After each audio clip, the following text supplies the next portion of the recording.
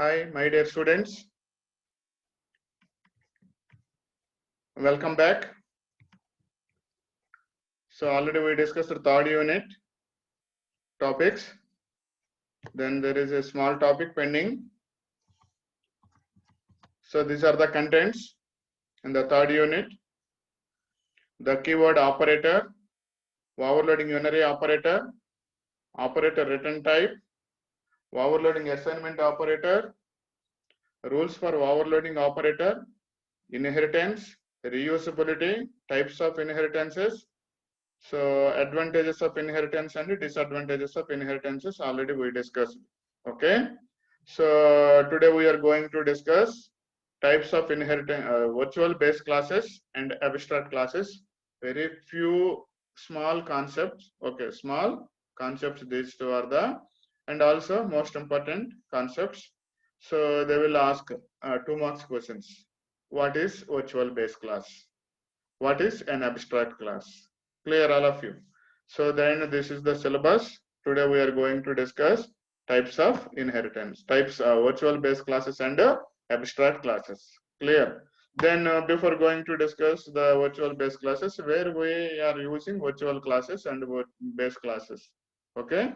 Then the next one, here simply inheritance. What is an inheritance? Deriving the data from a new class is deriving the data from the old class. A new class is deriving the data from the old class is called inheritance. Simply inheritance means a old class and a new class. New class is called derived class and old class is called base class. Already we discussed. Then there are various, these are the advantages of inheritance. These are the disadvantages of inheritance. Then access specifiers, public, private, and protected. Then there are 3 types of access specifiers available in the C++ and also inheritance concept. Then this is the general syntax of the derived class. How to define the derived class is class name and access specifier name, then base class name, then there is a colon operator. Clear? Then the same as, then the remaining same as the member class, same classes, member functions and members of the class we can define. Clear? This is the derived class general syntax. This is an example of derived class, how to define a derived class. For example, the first one, class A, colon operator, public B. Then A is deriving the data from the B class members. Okay. B class. B is a base class and A is a new class. That is called derived class. Then class A, private B. Then this is the visibility of private used here. Clear? Then the next one is protected visibility. In public visibility, the base class public members, all the base class public members acting as same as public in derived class, class A. Clear?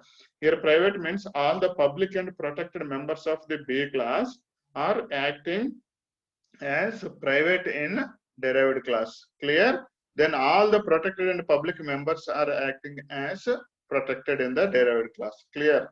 Next one is public derivation. This is an example of public derivation.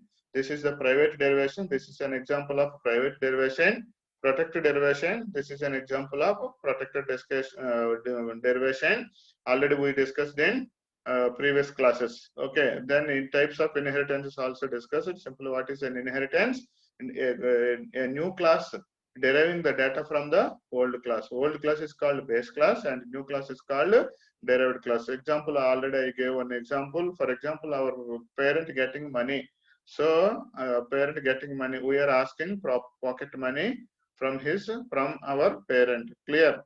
So our parent is a old class, we are the new class. Child is a new class and parent is a base class. A child class deriving the data, then asking, okay, money, pocket money from your parent. Clear?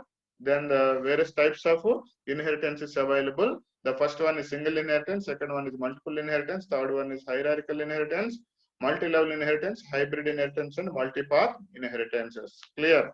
Then this is the single inheritance. And the single inheritance, only one base class and one derived class, only one parent and child class. Clear? Child class deriving the data from the base class A. B class is deriving the data from the A class. Next one is multiple inheritance, only one derived class and more than 2 or more derived base classes. A and B are the base classes, so only one derived class C. Okay. This is the hierarchical inheritance. Only one derived class, more than two or more derived classes. Okay, the A, B, C, D are the derived classes. A is a base class. Next one, multi-level inheritance, A, B, C. Then this is the multi-level inheritance. Okay, then A, B, C. B is called intermediate. A is a base class, B is a derived class, and C is also derived class. But B is sometimes called a intermediate base class. B is also called intermediate base class. Why? Then this is a middle of this inheritance. Okay, this C is deriving the data from the B. B is deriving the data from the A. But B is a derived class. A is a base class of B. Clear? C is a derived class. Then B is a base class of C. That's why this is called intermediate base class in the multi-level inheritance. Hybrid inheritance is also called virtual inheritance. Hybrid inheritance is also called virtual inheritance. So in the hybrid inheritance, combination of multiple and multi-level inheritances. Multiple and multi-level. Multiple means one derived class more than two or more base classes. Then multi-level means first level, second level, third level, etc. Okay.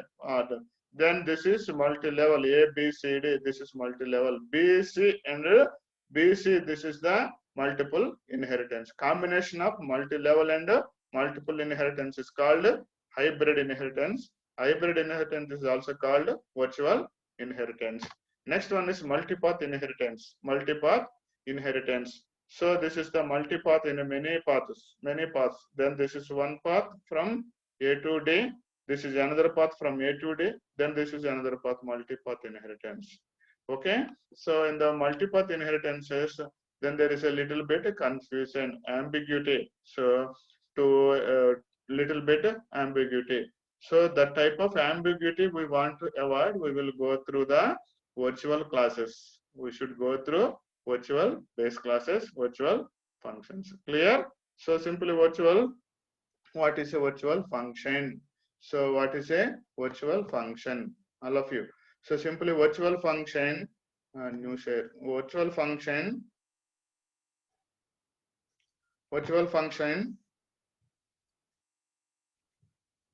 what is a virtual function? Simply virtual function.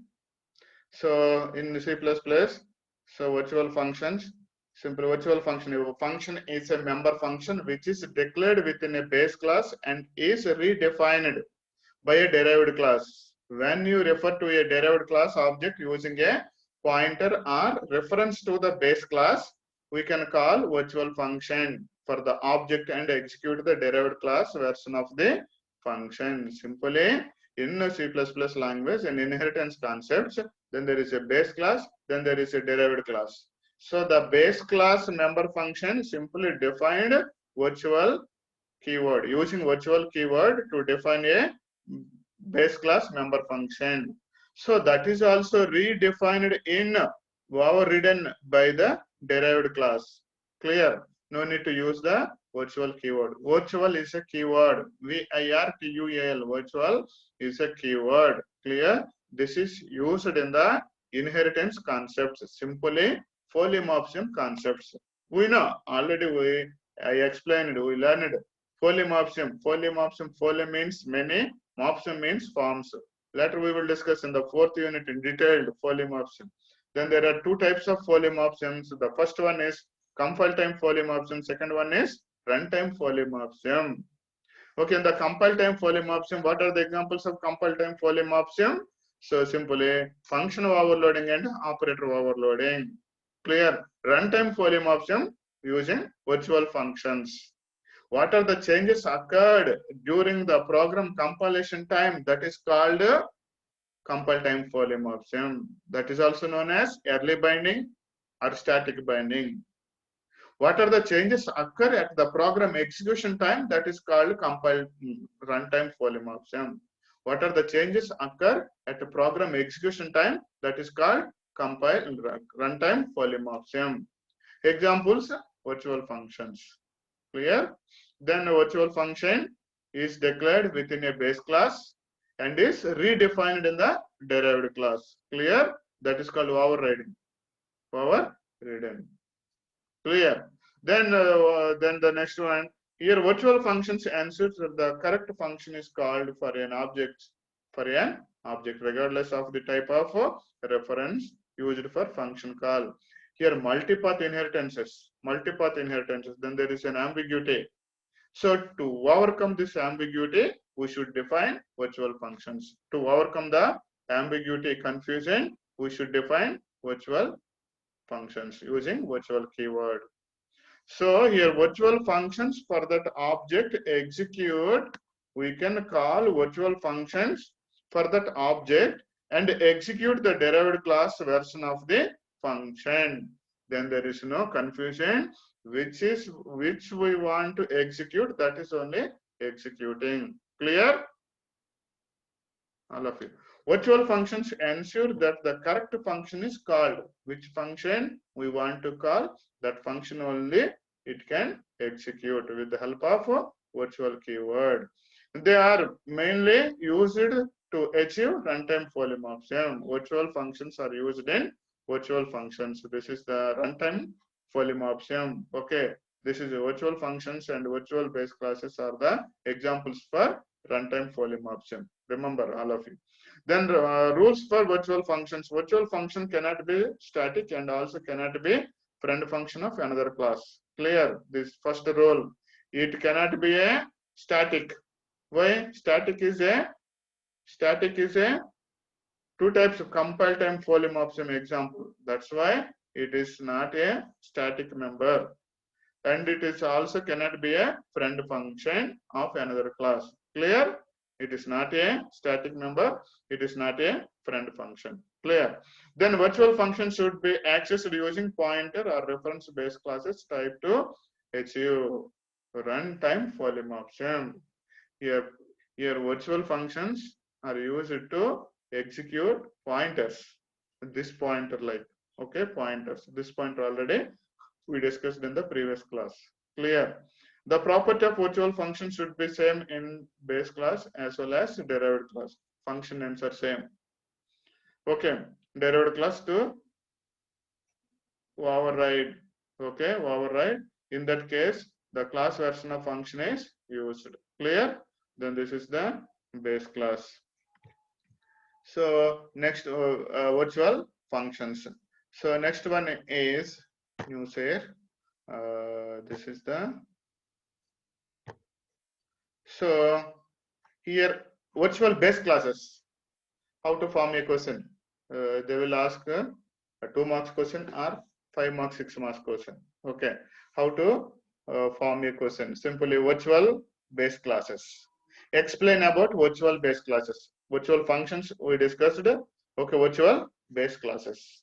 Clear? So then how to explain about virtual base classes with an example, or how can you overcome the ambiguity occurring due to multipath inheritance? Explain with an example. Okay, clear all of you? To overcome the ambiguity due to multipath inheritance, the keyword virtual is used. Clear? In the multipath inheritances, then there is an ambiguity. So we want to overcome the ambiguity, we should use virtual functions. Otherwise, then there is a confusion. Okay, the users will confuse, the compiler is also confused, then the developers also confused. Okay, so ambiguity.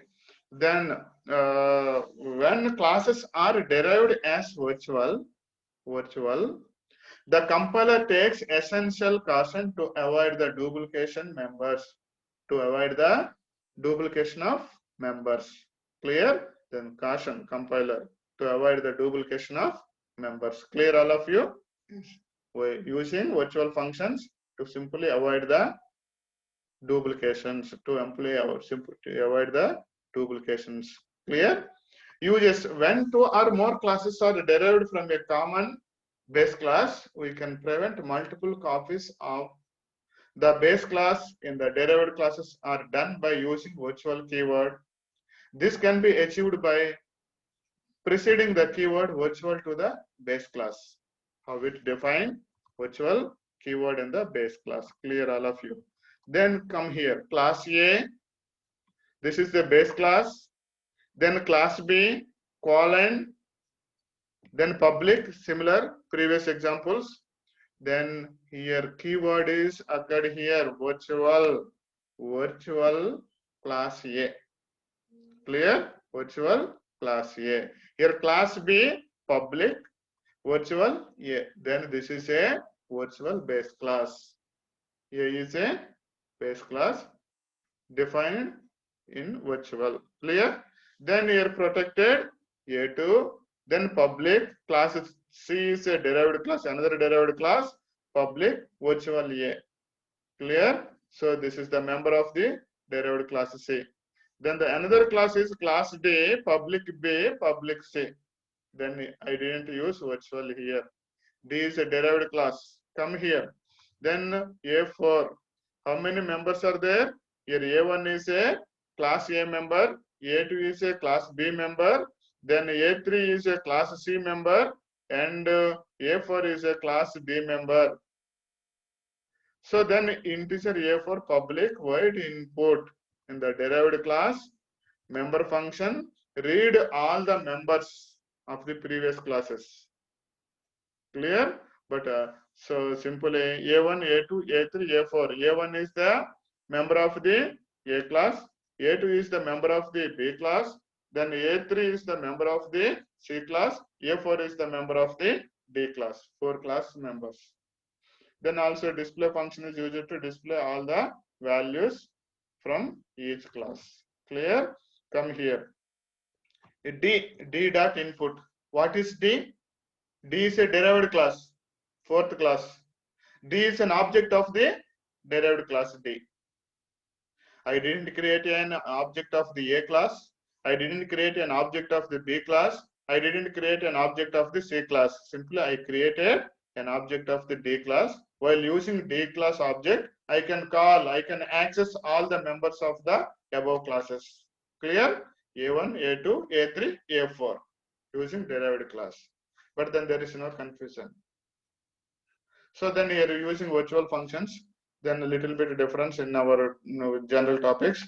But so we will go to implement large projects, that type of implementations. Then there is a most useful keyword, that is virtual. But now a small topic, simply virtual keyword is available in C++ in the runtime Foley option. What is a virtual keyword? Then we are using virtual keyword. How to define the virtual keyword? This is the topic. Clear? So simply we want to learn this. Clear? How to define the virtual keyword. Then what is a virtual keyword? Clear? Then the next one is simply come here.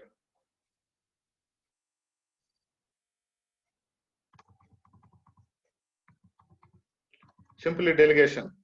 Simply, this is also a small topic, very small topic. They will ask, they may be asked 2 marks question. So how can you pass an object to a class member? Explain, first one. Second one, explain about delegation with an example. Third one, explain about container class with an example. Okay.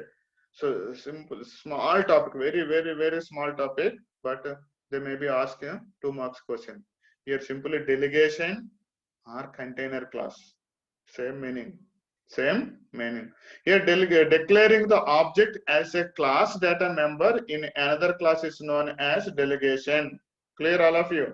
Declaring the object as a class data member in another class is known as delegation. So container class, a class contains the object of the another class, that is called container class. Same meaning.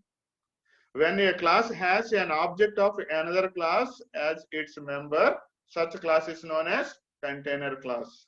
Clear? Both are same meanings. The kind of relationship is known as has a relationship or containership. This type of relationship is known as has a relationship. So write and explain has a relationship, 2 marks question. Clear? Here simply, so delegation, container class has a relationship. Remember, all of you, delegation, container class has a relationship. Container class is known as has a relationship. What is container class? A class has an object of another class. It is called container. It contains another class object, that is called container class. In this example, see all of you. Here class A, then class B, come here. A, small a. A is a name of the class, base class, first class. Okay. Then A is an object of the class A. Clear? So class B contains an object of the class A. I created an object in the class B. It will allowed, no problem. Okay, clear. Then here A is the first class, not base class. I didn't use inheritance concept in this example. Class A is separate, class B is separate. But I created an object in the base B class of A class. Clear? So then this is the object. Small a is an object in the B class. Which class object? A class object. So B contains the A class object. Clear? That is called container class. It is also known as has a relationship. So then come here, come in the main function. Please come. See all of you. So then here B class object. Then here B dot show. Here B is an object of the B class. B dot show. It can call B dot show. B is called the A class members and also B class members and member functions. Clear? B is called the A class members and member functions and also B class members and member functions. Clear? Simply, so this is a constructor member function A. This is the base first class constructor, and B is the second class constructor. This is the second class constructor. So in this calling, first is in which is invoked. First A class constructor is invoked. Then the next one is B class constructor is invoked. Clear? Then this is called container class. Delegation has a relationship. Remember all of you. Then the next one is define abstract class. What is the use of abstract classes? Okay, virtual classes, abstract classes. Clear? So this is also most important. You may be asked 2 marks or 6 marks question. Clear? What define an abstract class? What is the use of abstract classes? Explain. An abstract class is a class not used for creating objects. An abstract class is a class not used for creating an object. We will define but not creating. So it is designed only to act as base class. It is designed to act as base class. These classes are similar to a skeleton on which new classes are designed. These classes contain pure virtual functions. Pure virtual functions. Come here. Here class shape. So then these are all the members and member functions. Then the second class rectangle. Here public shape. So here rectangle class deriving all the properties of the shape class. Next one class triangle. Okay. So public visibility of the shape class. Clear? Here triangle is also deriving the data from the shape class. Then come here. Void main function, a rectangle or triangle T. But I didn't create a shape class object. Clear? I didn't create a shape class object. So here rectangle or triangle T, 2 classes. But I defined the base class, but I didn't define or create an object. I didn't create an object. So I didn't create an object. That type of classes are called abstract base classes. Abstract classes. That is defined, we never used. That is defined, we never created an object. That is called abstract classes. Clear? That is defined but never created an object. That is called abstract classes. Remember all of you. Simple point. Created, never created an object. That defined. So class is defined, developed, but never created an object. That is called abstract classes. Remember? Okay. So this is an example of abstract classes. Clear all of you? So tomorrow I will give examples, record programs. Okay. I will show the execution of all the record programs in the next class. Okay, all of you. Bye.